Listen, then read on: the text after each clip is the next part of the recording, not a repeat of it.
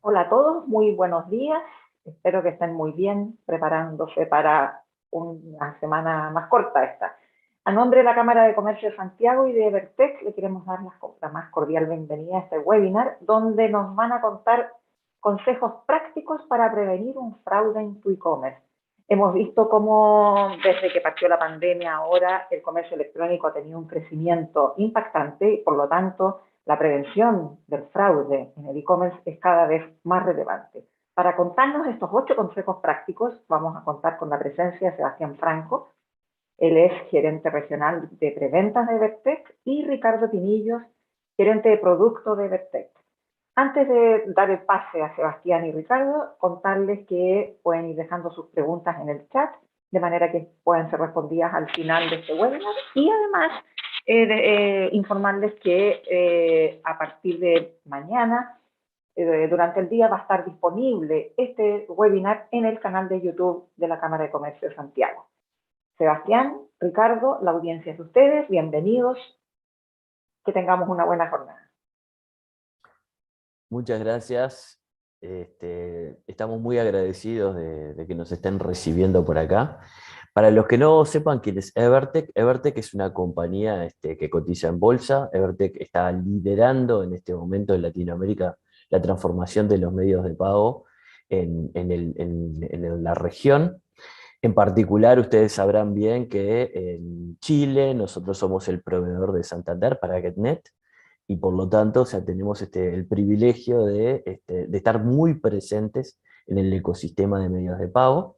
Tanto Ricardo como yo venimos de compañías que fueron compradas por Evertec. En mi caso, yo vengo de PayTrue, PayGroup, con lo cual somos proveedores de larga data de prevención de fraudes en Chile, en particular con Falabella desde hace muchísimos años, desde el año 2010, y de Santander también en el mundo emisor como servicio, ¿verdad? Ricardo viene de Place to Pay. Por favor, Ricardo. Sí, muy buenos días a todos. Soy Ricardo Pinillos.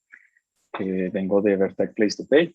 Trabajar aquí unos 6 años en temas relacionados con prevención y control de fraude y lavado de activos.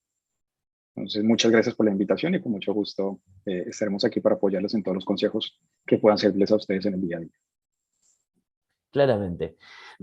Vamos a empezar, primero que nada, en el mundo de lo que en Chile se conoce como el modelo de 4 partes, ¿no? O sea, Chile tenía un modelo bien definido y ese modelo fue cambiando hacia lo que es el modelo full de 4 partes, donde si uno lo mira desde la perspectiva de comercio electrónico, el mismo se comporta algo así como de la siguiente manera. Nosotros tenemos consumidores que, como bien explicaba Yerta, están ávidos de comprar usando el comercio electrónico, ¿verdad? Y cuando van a realizar un pago en el comercio o en el marketplace donde están haciendo la compra, esa transacción que se empieza a generar empieza un viaje para que termine siendo aprobada. Típicamente, esto va a pasar por lo que se llama una pasarela de pagos, que es quien va a capturar esos datos de ese pago, y esa pasarela lo va a enviar a un procesador adquirente, ¿verdad?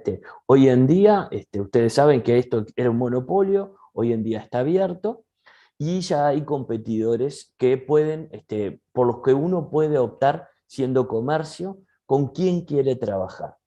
Luego de eso, esa transacción viaja a la marca, en definitiva, a Visa, a Mastercard, a American Express, a la marca que fuese, ¿verdad? Y esa marca es quien le envía al emisor o al emisor del medio de pago de quien está comprando, del consumidor, para que él lo apruebe. Una vez que él decide que ese medio de pagos tiene fondos, de que está siendo usado de manera legítima, que cumple con las reglas establecidas para las compras, le responde a la marca que está ok con esa compra, y ahí comienza un ciclo hacia atrás. La marca le responde al adquirente, el adquirente le envía el ok a la pasarela, ¿verdad? Y la pasarela envía el ok al comercio, por supuesto, o al marketplace donde se está comprando, y por último el consumidor recibe su ok de que compró.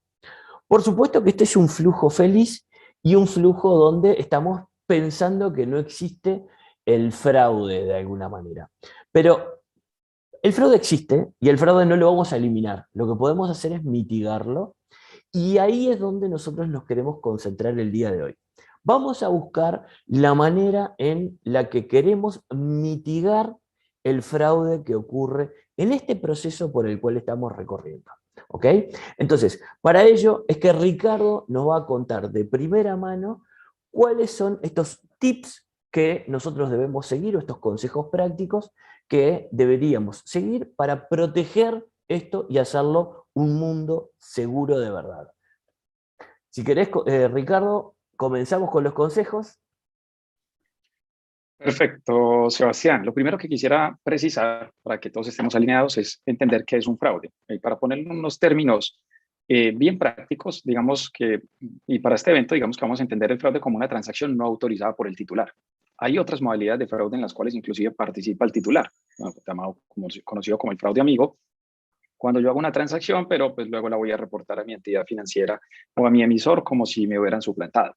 Eso con diferentes motivaciones, pero nos vamos a concentrar en las transacciones de fraude más probables, que son las que atacan a los comercios relacionadas con bandas delincuenciales dedicadas a este propósito. ¿Ok? Entonces, una transacción no autorizada por el titular, que de una u otra manera obtienen la información de su medio de pago, de su tarjeta de crédito, por ejemplo, porque la pueden hurtar de diferentes formas, ¿cierto? La pueden tener físicamente o solamente pueden tener la información de la tarjeta, que es el fraude más común, donde roban bases de datos con grandes volúmenes de información y eso les permite a ellos tener una gran cantidad de información. ¿Ok?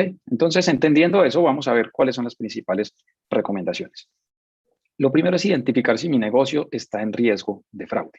No todos los negocios están en riesgo de fraude, afortunadamente. Podemos comparar una aerolínea, la cual es altamente riesgosa porque los tiquetes aéreos son altamente comercializables, son fáciles de revender. Y por el otro lado, podemos comparar contra una universidad que está recibiendo pagos de maestrías, ¿cierto? Abiertamente vamos a saber cuál de los dos negocios es más riesgoso. Entonces, lo que yo tengo que empezar a pensar es cómo identifico si mi negocio está en riesgo.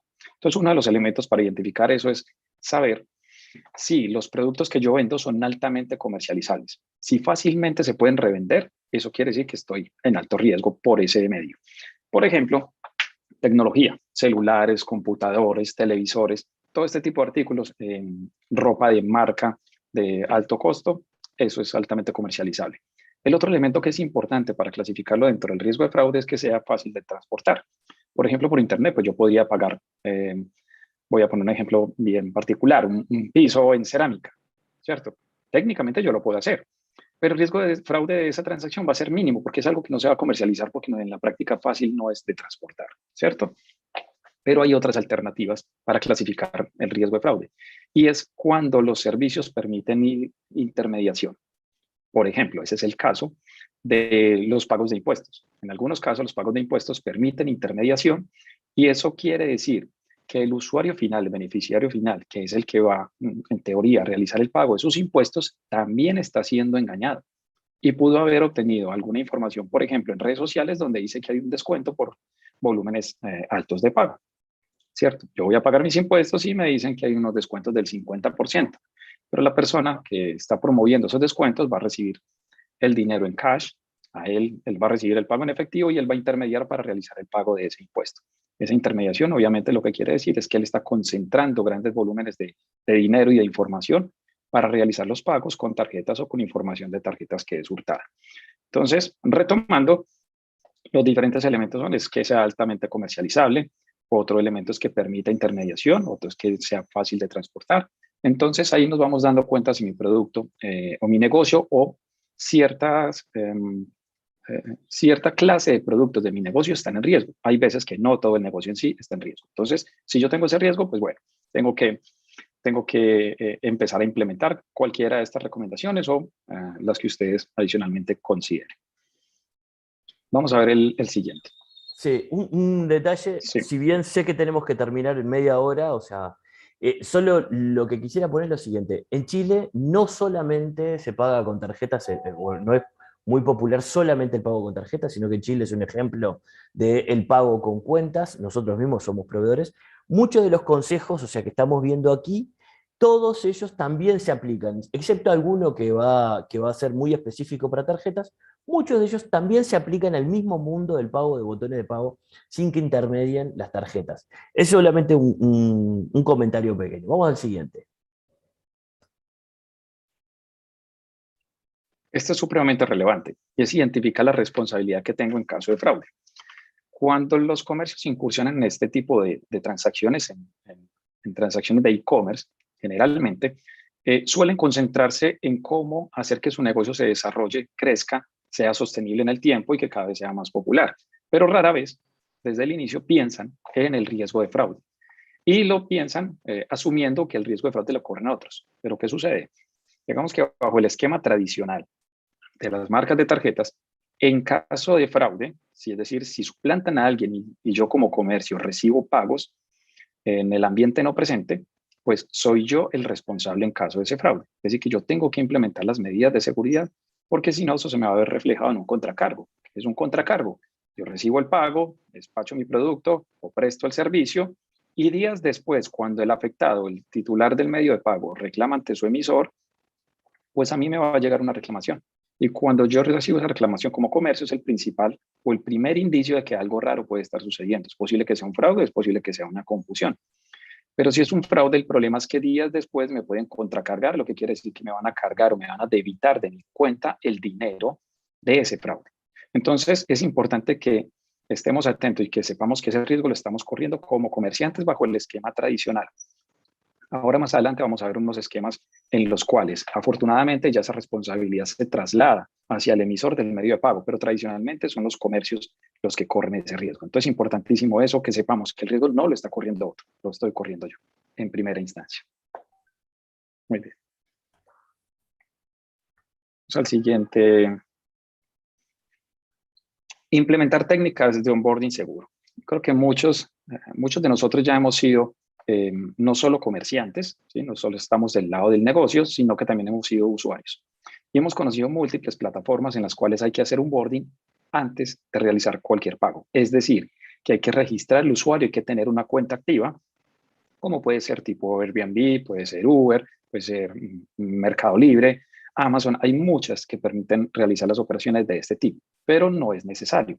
Hay algunos tipos de negocio que lo hacen y hay otros que simplemente permiten que el usuario siempre pague como si fuera un invitado. Aquí el punto es que si yo lo hago, debo hacer esa tarea bien. No solo es permitir que se me registren, sino que yo debo validar esa información. Si me están registrando ese correo electrónico y ese nombre, ese número telefónico, pues yo debo tener mecanismos suficientes para validar que esa información sí sea la de ese titular y no que me estén creando una cuenta falsa suplantando a alguien. Esto, nuevamente, todo esto que estamos mencionando acá es responsabilidad de mi aliado tecnológico, de quien me facilita el procesamiento de los pagos. No es que yo me tenga que volver un experto tecnológico en seguridad para poder vender o recaudar por Internet. Todos los que prestamos estos servicios tenemos diferentes modelos de negocio, tenemos diferentes modelos de seguridad que nos permiten proteger a nuestros clientes.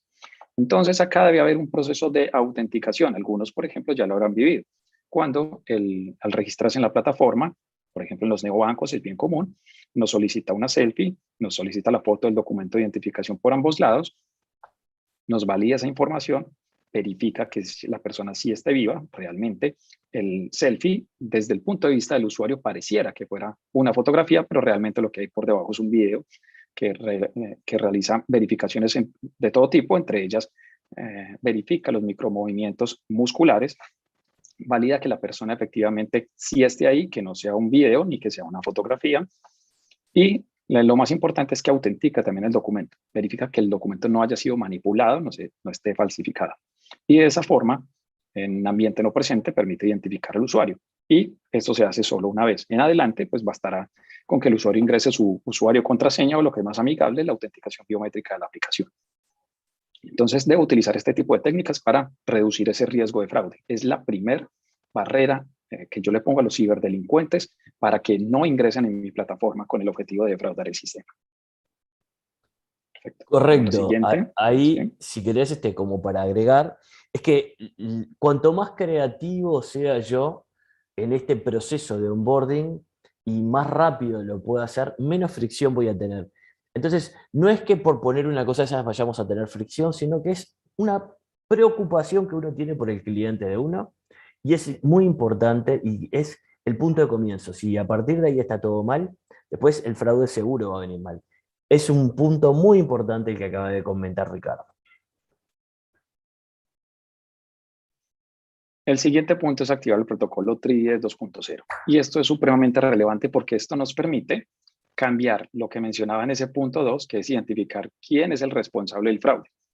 Este protocolo nos trae una solución a un problema que tuvo el sistema de tarjetas durante muchos años. Y es que se carecía de un proceso de autenticación y solamente se tenía un proceso de autorización.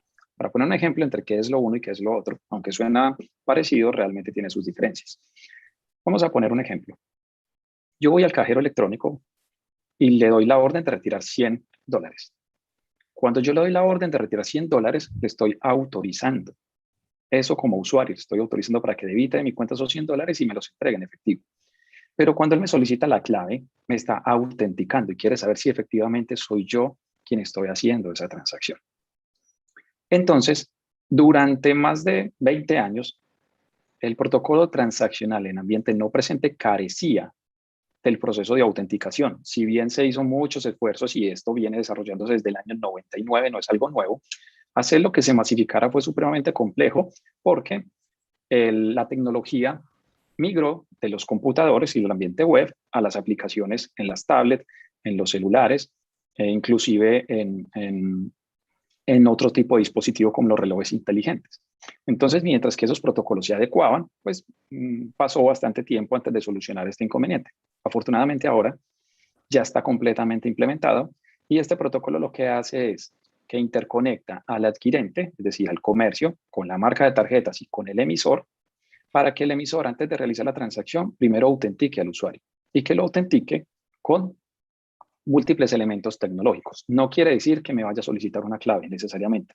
De hecho, la magia de este protocolo es que la mayor cantidad de transacciones o el porcentaje más altos, el usuario no percibe que lo están autenticando, pero el protocolo recauda tanta información que no solo tiene la información del medio de pago, como la tarjeta, la fecha de vencimiento, el CVV, sino que también tiene el correo electrónico, el teléfono, pero además está identificando desde qué dispositivo está pagando.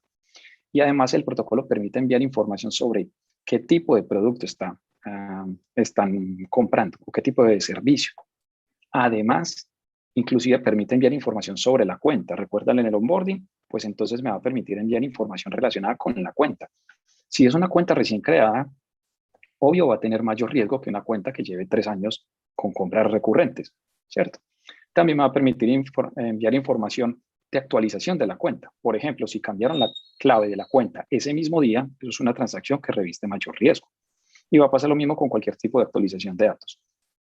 Entonces, el protocolo permite enviar toda esa información para el proceso de autenticación y si el emisor lo autentica bajo el medio que él considere, la responsabilidad en caso de fraude ya la va a asumir el emisor. Afortunadamente, el emisor acá tiene gran cantidad de información para validarla y reducir el riesgo de fraude. Esto ha hecho que en los países donde se implementa el protocolo TRIDES 2.0, el riesgo de fraude haya caído, o más bien, los indicadores de fraude ya han caído más de 10 veces, mostrando una gran mejoría en la seguridad de este proceso. Y lo mejor es que no está afectando la experiencia de usuario, lo está haciendo más amigable. ¿Por qué? En el un porcentaje menor de las transacciones está siendo autenticada con la participación del usuario. La gran mayoría pasan sin que el usuario lo perciba, porque hay suficientes elementos para darme cuenta si es él el que está realizando la transacción. Si querés, como para poner una analogía en esto, porque es un tema muy complejo el funcionamiento del protocolo 3DS, ustedes piensen que nosotros cuando íbamos en el mundo viejo, nosotros cuando íbamos a comprar algo, nos pedían un documento de identidad para verificar que la identidad era nuestra, miraban la foto, nos pedían que firmáramos, en algunos casos, en otros no. Y esto es exactamente lo mismo implementado en el mundo, en la nube, para justamente trasladar esa experiencia de identificar a la persona, ¿verdad? De una manera segura que antes se hacía con documentos de identidad, con la persona que nos miraba a los ojos, que identificaba si había algo diferente o no, algo raro. Esto es lo mismo, pero llevado a cabo con algoritmos. No es nada más que eso, es simplemente eso. Es complejo, pero es llevar esa experiencia de identificar a la persona al mundo cibernético. Sigamos que con los consejos que nos queda re poquito tiempo. Muy bien, recuerden lo que yo mencionaba, que la mayor cantidad de las transacciones acá en el protocolo 3DS 2.0 son autenticadas sin la participación del usuario, pues siempre hay un pequeño porcentaje de transacciones que, dependiendo del país, lo que hemos observado es que puede estar entre un 15% o un 20% de las transacciones. Es posible que no sean autenticadas. Pues para esas que no sean autenticadas, y dependiendo del segmento y el país donde me encuentre, pues yo puedo implementar, o más bien implementar, no, continuar utilizando mi motor antifraude, que es este sistema que, nuevamente, todo esto es prestado por los proveedores de servicios transaccionales, ¿sí? Nuevamente, no tengo que hacer yo esos desarrollos. Esto lo que hace es generar un análisis de las transacciones con tecnología similar al protocolo 3DS 2.0, pero con la diferencia que acá no hay una conexión directa con el emisor. Y acá lo hablamos en términos de riesgo de fraude. Normalmente se basan en scorings de riesgo. Y yo lo que puedo hacer es que si la transacción no fue autenticada y mi apetito al riesgo así lo permite, pues yo puedo enviar a autorizar la transacción cuando considere que el riesgo es bajo, ¿cierto? Entonces eso me permitirá recuperar compras que yo podría haber estado perdiendo, reduciendo ese impacto en el costo de oportunidad. Obviamente, si pasan por este esquema, pues sabemos que la responsabilidad va a estar en manos del comercio. Entonces empezamos a jugar con esa balanza entre la experiencia de usuario, el costo de oportunidad y el riesgo de fraude. Pues tenemos que mantener ese balance. No es que solamente estemos trabajando por la seguridad de las transacciones, tenemos que visualizar todos esos elementos. Muy bien. Vamos con el siguiente, si te parece. Ajá. Revisión manual.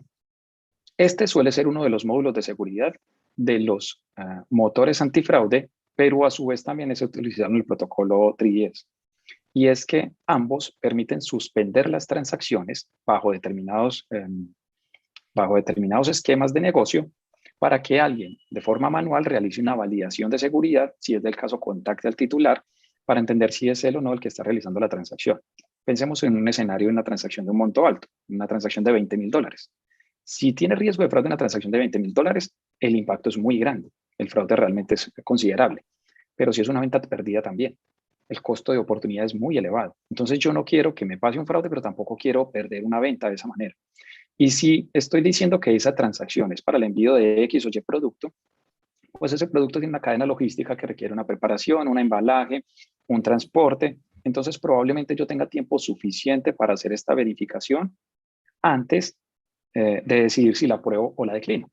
En otros escenarios no será posible. En algunas transacciones, pensemos en una transacción de apuestas deportivas, pues no va a ser posible hacer una revisión manual porque mientras que la transacción queda suspendida y hago la revisión, pues finalizó el partido o se hizo el cobro de la jugada a la cual yo le estaba apostando.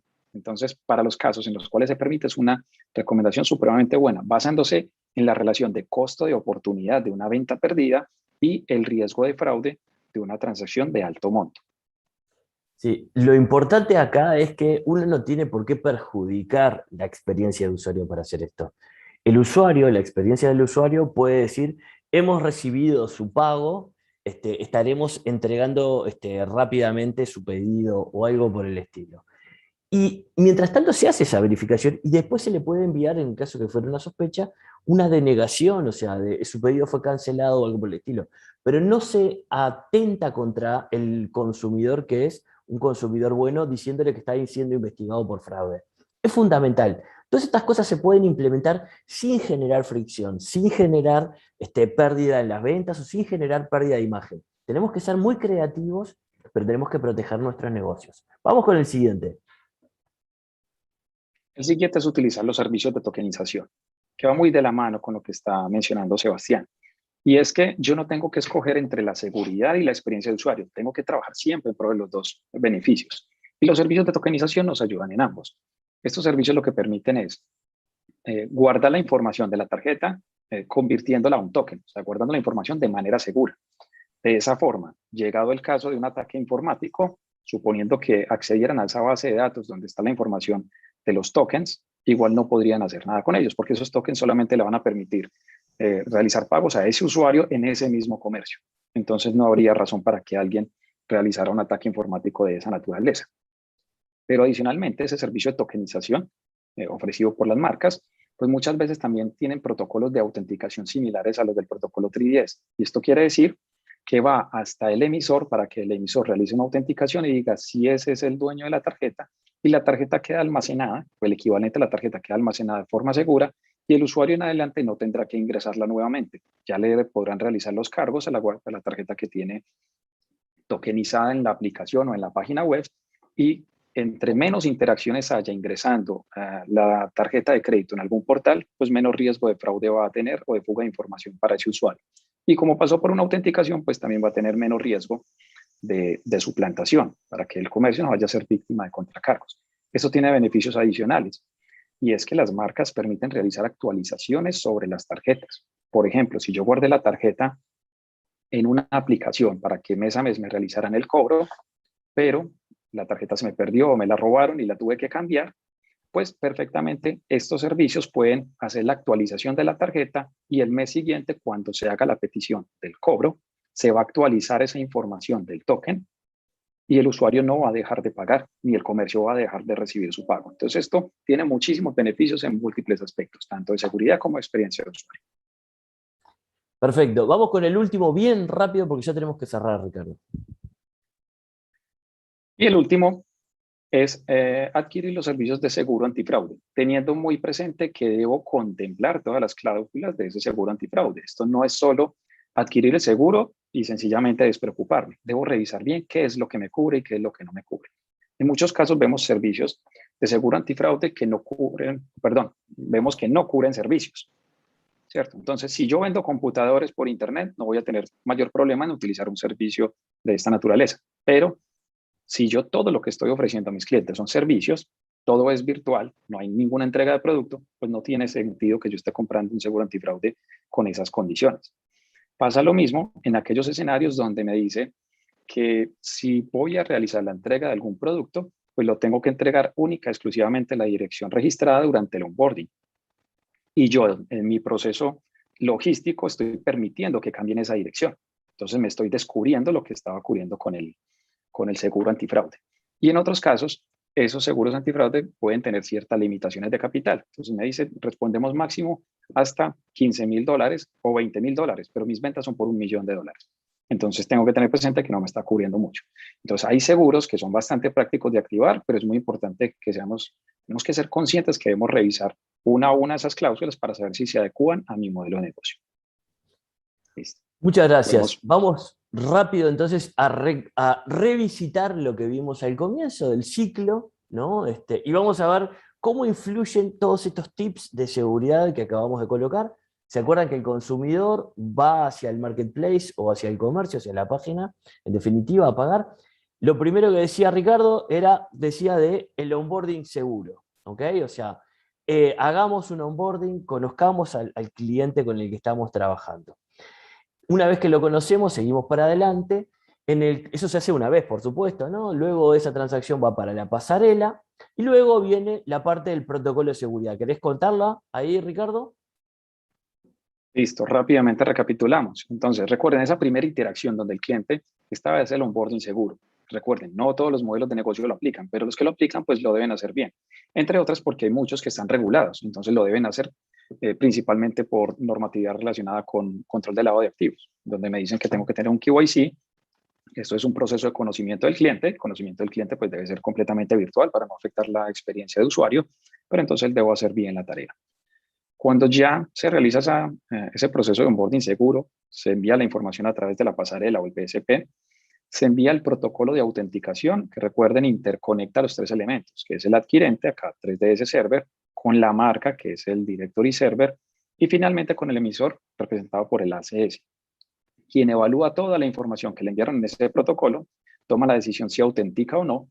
Yo como comercio, entre más información le entregue al sistema, va a ser más alta mi tasa de autenticación y menor mi tasa de fricción. Entonces es muy importante que yo revise cómo tengo el proceso de integración con mi pasarela de pagos.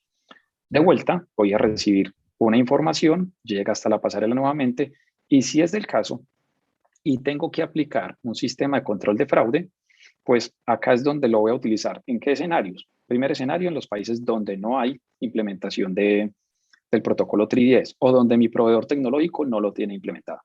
Y el otro escenario es donde yo no tengo una autenticación efectiva y mi apetito al riesgo permite enviar esas transacciones a realizar el proceso de autorización. Es decir, que voy a asumir cierto nivel de riesgo, pero pues ese riesgo lo estoy paliando, le estoy haciendo unos cuidados con el sistema de control de fraude.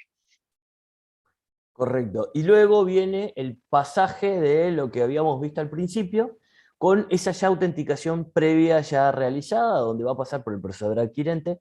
El procesador adquirente también tiene sus propios sistemas de prevención, porque también tiene que hacer controles de diferentes maneras para verificar el comportamiento de los comercios que están operando. Eso va a la marca, y luego va al emisor que ya sabe que esa autorización va a pasar, porque si ustedes miran en la parte de arriba, existe una analogía entre el adquirente y el 3DS Server, entre la marca y el Directory Server, y entre el switch emisor y el ACS.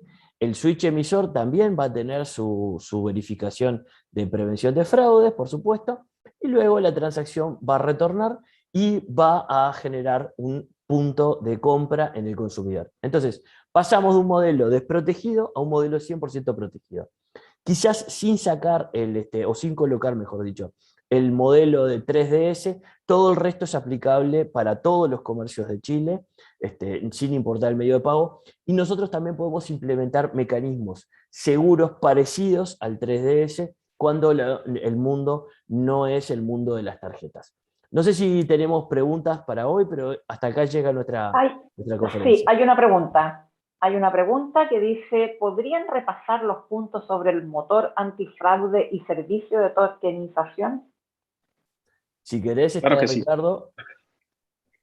Bueno, perfecto. Lo primero, los motores antifraude. Los motores antifraude son sistemas que me permiten recibir la información de la transacción tradicionalmente antes de enviarla al procesador de pagos. Y lo que hace es que evalúa todas las variables. Vamos a hablar de unas variables rápidas. Evalúa la información del usuario. ¿Qué consistencia hay entre el nombre del usuario, el correo electrónico, el número telefónico y la tarjeta que está utilizando? Pero también va a evaluar el dispositivo. Estos motores antifraude están conectados a múltiples PSP. Y eso quiere decir que tienen unos volúmenes de información supremamente amplios. O alguno de ellos, uno de los que nosotros utilizamos, realiza o recibe información de más de 50 millones de transacciones diarias. Y eso les puede dar una idea de qué tanta información tiene.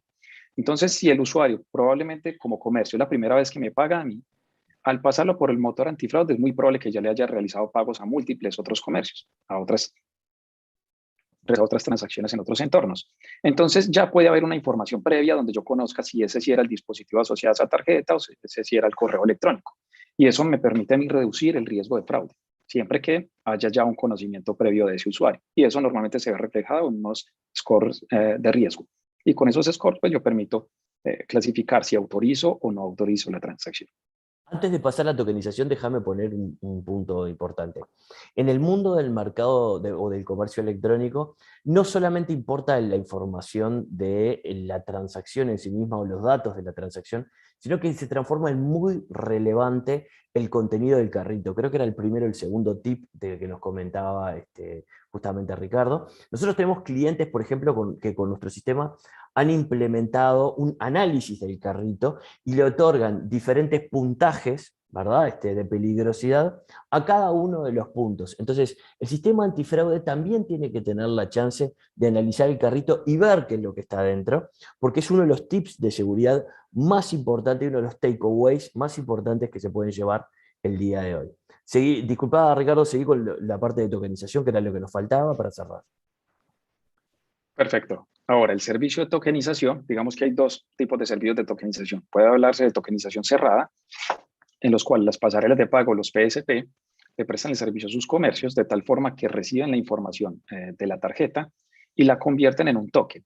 En adelante, el comercio va a solicitar los cobros asociados al token y no va a tener que guardar la información de la tarjeta porque sabemos que es información riesgosa en caso de un ataque informático. Y que si están guardando información de la tarjeta, lo están capturando o transportando, se hacen responsables de una certificación en PCI DSS dependiendo del nivel de transacciones que tengan, pues va a ser el nivel de certificación que tengan que tener. Entonces es más fácil realizar las transacciones a través de un proceso de tokenización donde el comercio puede estar tranquilo con sus tokens, puede realizar mensualmente o con la periodicidad que considere, o si se trata de pago a un clic, en el momento en el que el usuario lo quiera hacer, puede realizar esas transacciones con un menor riesgo. Y la tokenización asociada a las marcas tiene unos beneficios adicionales. Digamos que en la práctica funciona como lo acabo de describir. Te cambia la información sensible de una tarjeta por un token y ya esa información de ese token carece de valor que le permita al atacante buscar la forma de llegar a mis sistemas. Pero adicionalmente, le va a permitir realizar transacciones de otro tipo. Por ejemplo, realizar actualizaciones de la tarjeta. Yo guardé la tarjeta, la tokenicé en una aplicación y esa aplicación me permite realizar pagos a un clic. Vamos a poner un ejemplo, una aplicación que te da un marketplace y ese marketplace vende diferentes tipos de productos. El usuario ya está acostumbrado a utilizarlo y paga con sus tarjetas que ya tiene tokenizadas, ya las tiene guardadas ahí.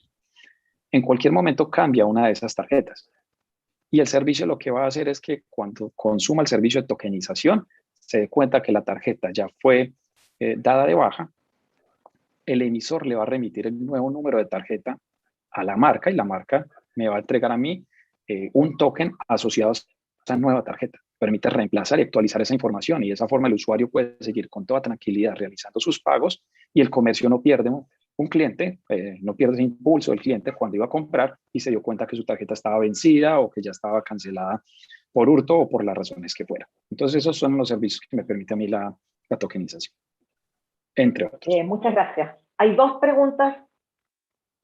preguntas, las voy a decir de inmediato. Una dice si podrían indicar algún motor antifraude normalmente usado, por favor, de algún proveedor, dice.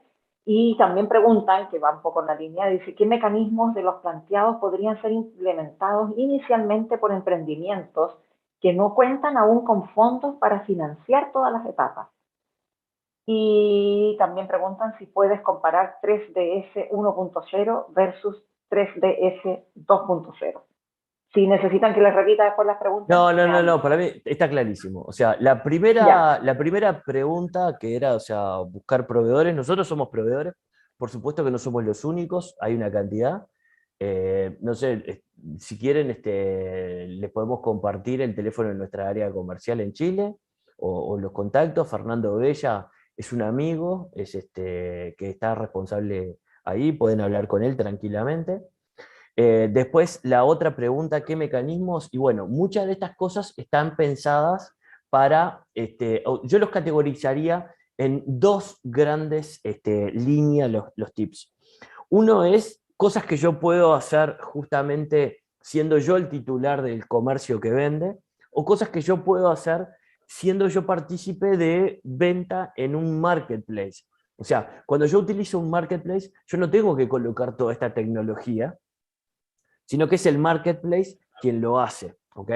Entonces, yo lo que diría es que si yo comienzo con un negocio de comercio electrónico, lo primero que hago es empezar a conocer un poquito el mundo, me voy hacia un marketplace, me adapto en el marketplace y ahí me preparo para dar el salto. Controles sobre quiénes son mis clientes, controles sobre qué tipo de riesgo puede llegar a tener mis productos, controles de perfilamientos, son cosas que siempre puedo hacer y hasta puedo usar una planilla Excel. Hacer la verificación manual de los pedidos lo puedo hacer tranquilamente. No tengo que tener toda esa tecnología, lo puedo implementar tranquilamente cuando tengo pequeños emprendimientos de forma manual y le doy el riesgo tecnológico al marketplace. Luego, cuando pego el salto, ahí sí incorporo toda la tecnología y empiezo a colocar todos estos elementos. Lo importante es que no se queden a medias. Lo importante es que no dejen puertas abiertas, ¿ok? Eso es muy importante. Controlen mucho, tomen en cuenta todos los puntos estos. Ya sea que si lo van a hacer ustedes, lo implementen todos, y si no, busquen un marketplace y comiencen por ahí, haciendo un control muy fuerte de todo lo que son sus transacciones de venta, y sobre todo entendiendo mucho el contenido. Respecto a las diferencias entre 3DS 1 y 2, le paso la palabra a Ricardo. Perfecto. Dentro de las diferencias más notables de 3DS 2.0 y la versión 1.0, encontramos que la versión 2.0 no siempre requiere la participación del usuario para el proceso de autenticación. ¿Esto qué quiere decir? Que el usuario no siempre se da cuenta que está siendo analizado por un sistema y él probablemente ni siquiera tenga que hundir ni siquiera un botón, ni ingresar una clave, ni responder preguntas de seguridad en lo absoluto. Sencillamente no se da cuenta. Esto pasa en más del 80% de los casos. En el protocolo 1.0 siempre era necesaria la participación del usuario. Entonces, esto generaba mucha fricción y es por eso que fue poco aceptado al inicio. Otro de los beneficios es que el protocolo 2.0 tiene mucha más información que se adiciona en el transcurso del flujo transaccional. Esto quiere decir que desde que el usuario ingresa la información, ahí está capturando ciertos datos, la información del pago, el dispositivo, pero al pasar por el comercio va a adicionar información asociada al producto. Entonces, asociada a ese producto me puede entregar información, si por ejemplo está vendiendo una tarjeta regalo o no, o si está haciendo una compra que va a ser posteriormente entregada unos días o unos meses después. Por ejemplo, yo puedo estar comprando algo en preventa, ¿cierto? En el medio, la marca recibe toda la información, la analiza y cada una de las marcas genera su propio score de riesgo, que todo está siendo insumo para que al final de cuentas el ACS, que es el que representa el emisor, tome una mejor decisión. Eso hace que las tasas de autenticación sean mucho más altas y que la tasa de fricción sea menor. Otra de las diferencias que podemos contemplar entre los dos protocolos, digamos que siempre el foco de la mejora entre estos protocolos es ir incorporando las nuevas tecnologías, por ejemplo, los servicios de tokenización. Entonces, los servicios de tokenización ya me permiten realizar transacciones con el token, enrutándolas por el protocolo 3DS y nuevamente de esa forma descarga esa responsabilidad de almacenar o de transportar números de tarjeta de crédito. En general, les puedo decir que en algunos países donde se implementó la versión 1.0, las tasas de autenticación eran por el orden del 50% al 60% al principio. Mientras que en los países donde se ha implementado posteriormente y empiezan de una vez con el protocolo 2.0, las tasas de autenticación han estado por encima del 80%, para el caso colombiano están rondando el 91%. Entonces se puede ver claramente una ventaja claras ventajas en la experiencia del usuario y en los niveles de autenticación. Perfecto. Creo que había una última pregunta. Hay dos, porque, dale. Bueno, ahí les pusieron la dirección, la URL, donde pueden conocer más de prevención de fraude, que es evertechinc.com. Pero hay una pregunta que dice que no han mencionado los modelos predictivos antifraude. ¿Es parte de alguno de estos procesos en particular o es un tema a implementar en paralelo? Y la última pregunta que llegó dice, ¿qué monto de inversión estamos hablando para una pequeña empresa que ha salido del marketplace y quiere iniciar un camino de manera independiente? Dale, yo las tomo las preguntas entonces ahí. En primer lugar, o sea, los modelos predictivos o los modelos de inteligencia artificial o de machine learning o de deep learning o lo que sea que yo vaya a implementar, están metidos adentro de lo que sería los motores antifraude que estábamos hablando.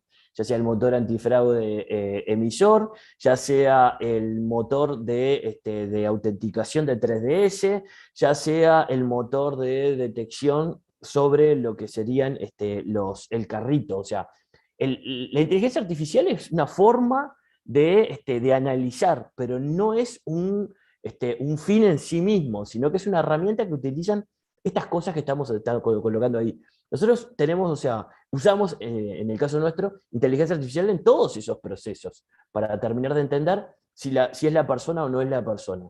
También hay otros puntos donde se usa inteligencia artificial aquí, que es en conocer al cliente en particular. Eso es como la respuesta a eso. Después había otra más que era el monto de inversión. Y lo que yo te decía, vos vas por un modelo donde te metés en un marketplace, por ejemplo, y tomás en cuenta todos estos tips de seguridad que te acabamos de dar, y con creatividad lo podés hacer vos tranquilamente con tu planilla Excel sin gastar un peso por lo general. Claramente, o sea, estamos hablando de bajos volúmenes, ¿no? Pero, de nuevo, siempre podés hablar con alguien, con algún experto, que te ayude a entender básicamente qué es lo que vos necesitas o no.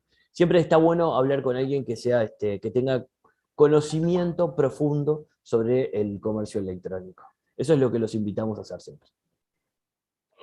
Bueno, sí, muchas yo gracias a todos. quisiera agregar un... Sí, dale. Sí, dale. Un punto pequeño, asociado a lo que dice Sebastián.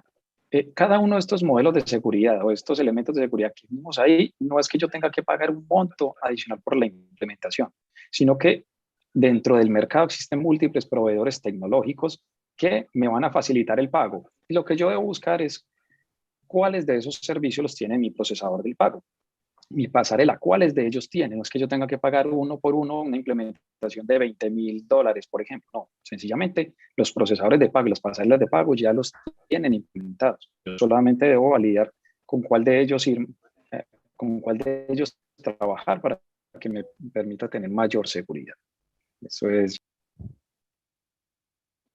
Bueno, muchas gracias, Sebastián, Ricardo, por esta interesante charla. Yo creo que estamos en un tema muy relevante en este tiempo en que el comercio electrónico ha tenido un crecimiento impactante. Muchas gracias por compartir sus conocimientos. Gracias también a todos los asistentes.